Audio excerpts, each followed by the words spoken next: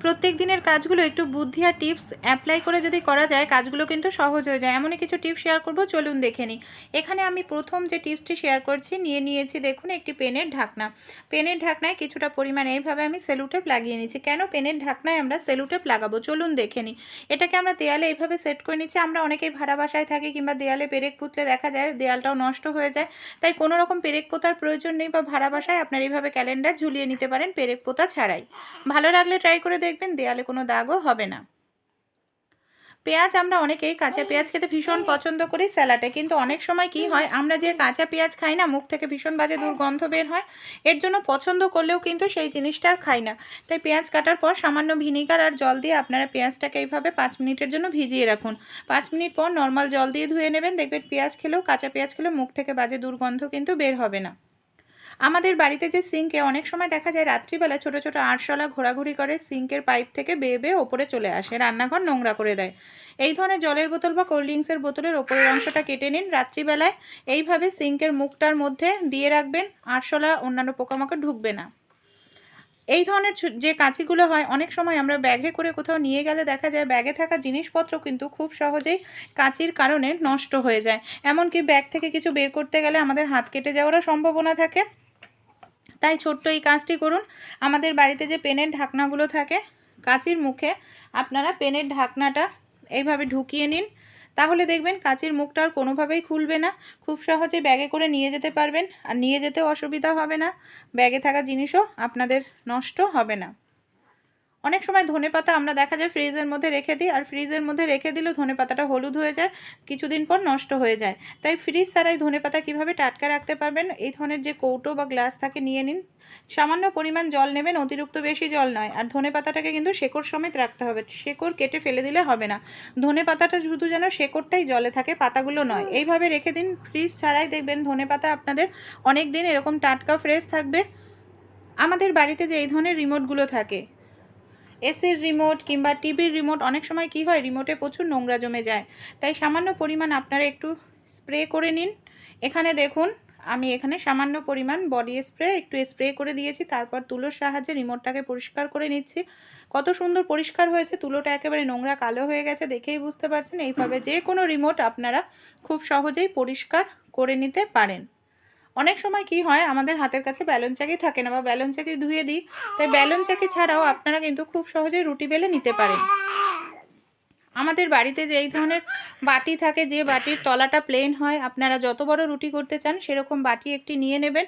তারপর বাটি দিয়ে হালকা করে চাপ দিলেই দেখবেন খুব সহজেই আপনারা কোনো রকম ব্যালন চাকি ছাড়াই পারফেক্ট রুটি তৈরি করে নিতে পারছেন। এই দেখুন কত সুন্দরভাবে এখানে ব্যালন চাকি ছাড়াই কিন্তু আমরা রুটি তৈরি করে নিতে পারি।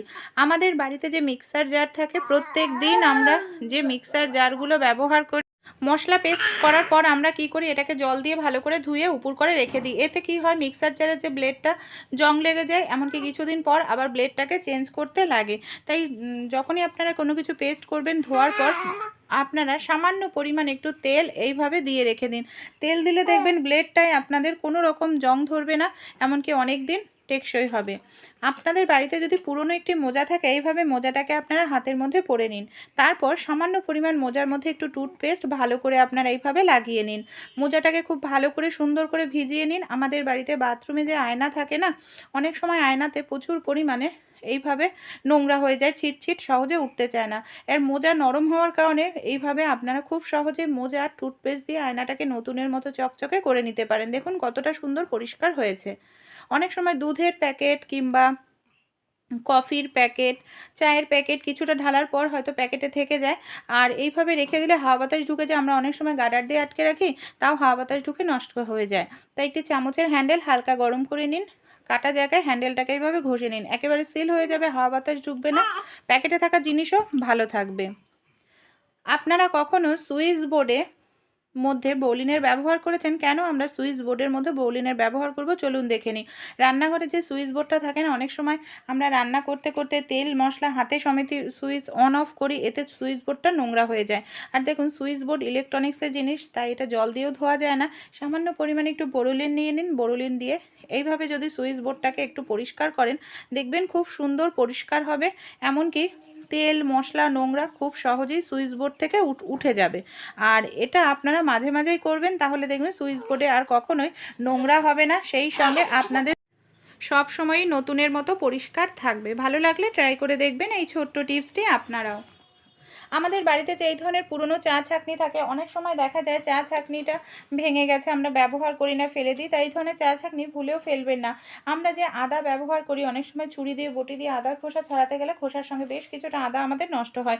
তাই পুরনো একটি চা ছাঁকনির মধ্যে আদা নিয়ে এইভাবে যদি আপনারা ঘষে নিতে পারেন, দেখবেন খুব দ্রুত তাড়াতাড়ি আপনারা আদার খোসা ছাড়িয়ে নিতে পারবেন, আদাও নষ্ট হবে না। আমাদের বাড়িতে যে বোতামগুলো থাকে, অনেক সময় কি করি, আমরা বোতামগুলোকে সুতোর কৌটোয় বা এখানে সেখানে রেখে দিই, হারিয়ে যায়। এতে কিছুদিন পর আর বোতামগুলো খুঁজেই পাওয়া যায় না।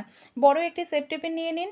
সেফটি পিনের মধ্যে আপনারা বোতামগুলোকে যদি এইভাবে ভরে রাখতে পারেন, দেখবেন বোতামগুলো একটি নির্দিষ্ট জায়গায় থাকবে, একই জায়গায় থাকবে, হারাবেও না। যখন প্রয়োজন হাতের কাছে আপনারা সহজেই পেয়ে যাবেন।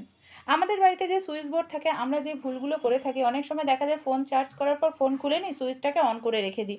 সুইচটাকে অন করে রেখে দিলে কিন্তু ইলেকট্রিক বিলটা পৌঁছাতে থাকে মানে চার্জারের মধ্যে, এতে কিন্তু আমাদের ইলেকট্রিক বিলটা অনেকটাই বেশি আসে। তাই যখনই কাজ হয়ে যাবে সবসময় চেষ্টা করবেন সুইচটাকে অফ রাখার, এতে দেখবেন ইলেকট্রিক বিলটা কিছুটা হলেও কিন্তু কম হবে।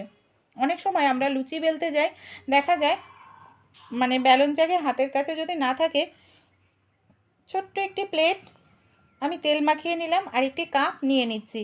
এখানে দেখুন আমি কাপের সাহায্যে কত সুন্দরভাবে লুচি বেলে নিতে পারি, কোনো রকম ব্যালন চাকির প্রয়োজন পড়ে না। এইভাবে কিন্তু যে কেউ লুচি বেলে নিতে পারবে, একদম পারফেক্ট গোল হবে আর সুন্দরভাবে লুচি তৈরি হয়ে যাবে। দেখুন কত সুন্দর, এখানে আমার কিন্তু লুচিটা বেলা হয়ে গেল, কোনো রকম ব্যালন চাকির প্রয়োজন পড়লো না। এইভাবে আপনারাও কিন্তু করে নিতে পারেন। এখানে আমি নিয়ে নিয়েছি একটি মিশ্রণ তৈরি করে, যেটা আমাদের ট্যান রিমুভ করবে, এমনকি ত্বক যে কালো হয়ে যায় সেই কালো ভাব দূর করবে, ত্বকের বয়সের ছাপ কমিয়ে দেবে, ত্বক ফর্সা উজ্জ্বল করতে সাহায্য করবে, ত্বকে ন্যাচারাল গ্লো চলে আসবে। সেই সঙ্গে আমাদের কোনো রকম কেমিক্যালযুক্ত জিনিস কিন্তু এখানে ব্যবহার করতে হবে না। আমি নিয়ে নিচ্ছি আমাদের প্রত্যেকের রান্নাঘরেই থাকে যে জিনিস, সেটা হলো বেসন। এখানে দেখুন আমি নিয়ে নিয়েছি 1 চামচ পরিমাণ বেসন। বেসনের মধ্যে এখানে আমি নিয়ে নিচ্ছি 1 চামচ পরিমাণ মতো টক দই। বেসন আর টক দইটাকে আমাদের খুব সুন্দর করে মিশিয়ে নিতে হবে, একদম ঠিক ক্রিমের মতো যখন হয়ে যাবে তখনই বুঝতে হবে এটা পারফেক্ট রেডি হয়ে গেছে। এইভাবে আমি খুব ভালোভাবে এটাকে মিশিয়ে নিলাম। এরপর এর মধ্যে আরও কিছু জিনিস আমরা দিয়ে দেবো। সামান্য পরিমাণ আমি দিয়ে দিচ্ছি চিনি। চিনি কিন্তু ন্যাচারাল স্ক্রাবের কাজ করে, মরা চামড়া দূর করতে ভীষণ সাহায্য করে। চিনিটা দিয়েও খুব ভালো করে এখানে আমি মিশিয়ে নিচ্ছি। এইভাবে সুন্দর করে মিশিয়ে নিতে হবে। তারপর এর মধ্যে আমি আরও একটি জিনিস দিয়ে দেব, সেটা হলো কফি। সামান্য পরিমাণ আমি এখানে দিয়ে দিচ্ছি কফি পাউডার। কফি পাউডার দিয়ে আবার খুব সুন্দর করে দেখুন এইভাবে মিশিয়ে নিচ্ছি। দেখুন কফি পাউডারটা দিয়েও আমি এখানে খুব ভালো করে মিশ্রণটাকে এইভাবে মিশিয়ে নিচ্ছি। আর এরকমভাবে সুন্দর করে কিন্তু একদম ক্রিমের মতো মিশ্রণটা তৈরি করতে হবে। এটা প্রত্যেক দিন আপনারা ব্যবহার করুন, 7 দিনের মধ্যেই দেখবেন রেজাল্ট পেয়ে যাবেন। চানের আগে আপনারা নর্মাল সাবান দিয়ে বা ফেস ওয়াশ না মেখে এই মিশ্রণটা একবার মেখে দেখুন। প্রথম দিনে দেখবেন আপনাদের ত্বকের ট্যান কতটা সুন্দরভাবে রিমুভ হবে, ত্বক হবে দাগমুক্ত, এমনকি ফর্সা উজ্জ্বল, ত্বকের মরা চামড়াও দূর হবে। এইভাবে ভালো করে পুরো মুখটার মধ্যে আপনারা মিশ্রণটা লাগিয়ে নিন। তারপর কি করতে হবে, আলতো হাতে আমাদের একটু ধীরে ধীরে মাসাজ করতে হবে।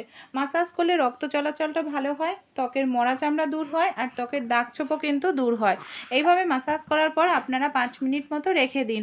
5 মিনিট পর যখন দেখবেন হালকা শুকিয়ে গেছে, পুরোপুরি ড্রাই কিন্তু করবেন না, যখন হালকা শুকিয়ে যাবে তখন ভেজা হাত দিয়ে আবার একটু এইভাবে মাসাজ করে মানে ডলে ডলে পরিষ্কার করতে হবে। এবার দেখুন আমি ভালো করে এখানে ডলে পরিষ্কার করে নিয়েছি। আমি একটি ভেজা কাপড় দিয়ে আপনাদের মুছেও দেখাচ্ছি যে কতটা সুন্দর পরিষ্কার হয়েছে দেখুন ত্বক। এটা আপনারা পরপর 7 দিন ব্যবহার করুন, আশা করছি 100% রেজাল্ট পাবেন। ত্বক ফর্সা উজ্জ্বল করবে, ত্বকের দাগ ছোপ দূর করবে, ত্বকের বয়সের ছাপ কমিয়ে দেবে, ত্বক ন্যাচারালভাবে গ্লো করতে শুরু করবে পার্লারের মতো। কোনো রকম এখানে কেমিক্যাল ব্যবহার করা হয়নি, তাই একেবারে প্রাকৃতিক জিনিস। আপনারা নির্দ্বিধায় এটাকে কিন্তু ব্যবহার করে দেখতে পারেন। ভালো লাগলে ট্রাই করুন।